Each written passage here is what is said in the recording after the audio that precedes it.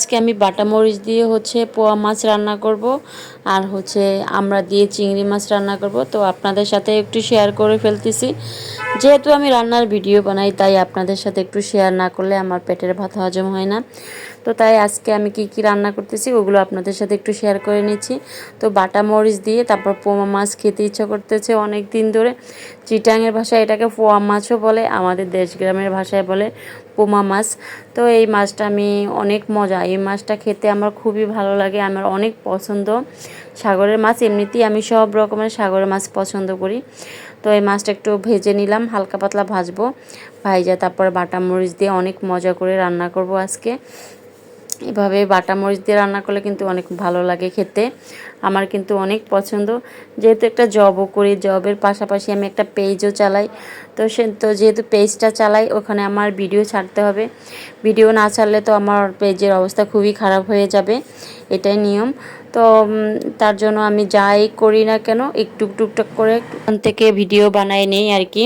তো এখানে আমি মশলা সব কষাই নিছি, তো একটু হালকা পানি দিয়ে আমি মশলাগুলো আবার কষাই নিব। তো যে কোনো তরকারিতে রান্নার ভিতরে মশলাটা কষানোই হচ্ছে বেস্ট। আমি যখনই ভিডিও দিই তখনই কিন্তু এই কথাটা আমি সবসময়ই বলি, যে কোনো রান্নার ভিতরে মশলাটা আপনি ভালোভাবে কষাবেন, দেখবেন তরকারির স্বাদটা দ্বিগুণ বেড়ে যায়।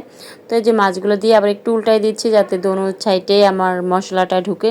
তো এখন আমি ঝোলের পানিটা দিয়ে দিব, ঝোলের পানিটা দিয়ে ভালো করে একদম নাড়াচাড়া দিয়ে জানি সব দিকের মশলাগুলো নামাইয়া আমি ঢাকনা দিয়ে দিব। তারপরে আমি ঢাকনাটা ঝোল উতলাই গেলে তারপর আমি টমেটো দিব, না হলে অনেক সময় বেশি টক লাগে টমেটো।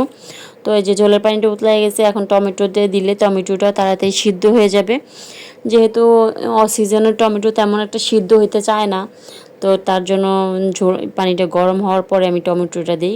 তো এই তরকারিটা এক সাইডে রাখা, তারপর আর এক সাইডে আমি চিংড়ি মাছ দিয়ে আমরা রান্না করব। এরকম চিংড়ি মাছ দিয়ে আমরা রান্না কে কে খাইছেন? আমাদের দেশে কিন্তু এই জিনিসটা খায় বেশি, আমরা দিনে খুবই মজা করে খাই চিংড়ি মাছ দিয়ে আমরা রান্না করে, খুব মজা করে খায়। এখানে বাটা মরিচও দিয়ে দিলাম একটু, আবার চিংড়ি মাছ সব কিছু ভালো করে মশলা কষায়া তারপরে এই যে আমার মশলা কষানো হয়ে গেছে, আর একটু কষাবো। মশলাটা ভালো করে কষাই আমি আমড়াগুলো দিয়ে দিব আর কি, আমড়াগুলো দিয়ে দিলাম। এভাবে আমরা রান্না করলেও কিন্তু অনেক ভালো লাগে, হালকা টক টক লাগে, খুবই মজা হয়। তো এটা দেশ গ্রামে বেশি খাওয়া হয়, এখানে তেমন একটা খাওয়া হয় না, কিনা আমরা কতটা রান্না করে খাওয়া যায় আর কি। তো এখানে একটু টমেটোও দিয়ে দিলাম আর একটু টক বাড়বে আর কি। তো এই টমেটোগুলো দিয়ে একটু ভালো করে নাড়াচাড়া দিলাম, দিয়ে দেন ভালো করে কষাইয়া এখন আমি ঝোলের পানিটাও দিয়ে দিলাম। তো যেহেতু ভিডিও বানাই তো আপনাদের সাথে একটু শেয়ার করতেই হবে।